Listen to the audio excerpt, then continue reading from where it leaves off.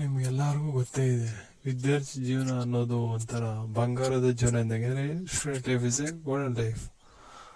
ಆದರೆ ಈ ವಿದ್ಯಾರ್ಥಿಗಳು ಕೂಡ ಈ ನಡುವೆ ಕೆಟ್ಟ ದಾರಿಯನ್ನು ಹಿಡಿತಾ ಇದ್ದಾರೆ. ಅದು ಏಕೆ ಅಂತ ಎಲ್ಲರಿಗೂ ಗೊತ್ತೇ ಇದೆ.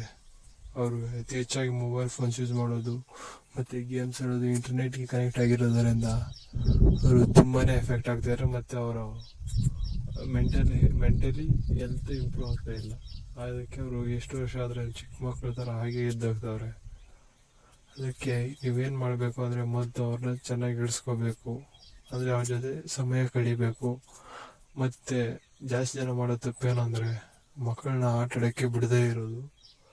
ಆಟ ಆಡೋಕ್ಕೆ ಬಿಟ್ಟಾಗ ಅವ್ರ ಮೆಂಟಲಿ ಹೆಲ್ತ್ ಗ್ರೋ ಆಗ್ತೀವಿ, ಬ್ರೈನ್ ಶಾರ್ಪ್ ಆಗುತ್ತೆ, ಆಗ ಎಲ್ಲದರಲ್ಲೂ ಆ್ಯಕ್ಟಿವ್ ಆಗಿರ್ತಾರೆ.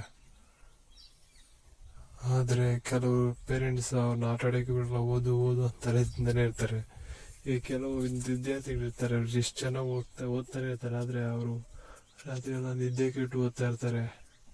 ನಾನು ಎಲ್ಲೋ ಒಂದ್ಸಲ ಕೇಳಿದ್ದೆ, ಯಾವುದು SLC ಎಕ್ಸಾಮ್ ಬರಿತಿದ್ದಾಗಲೇ ಒಬ್ಬಳಿಗೆ ಅಲ್ಲೇ ಹಾರ್ಟ್ ಫೇಲ್ಯೂರ್ ಆಗಿ ಬ್ರೈನ್ ಡೆಡ್ ಆಗಿ ಸುತ್ತೋದ ಅಂತ.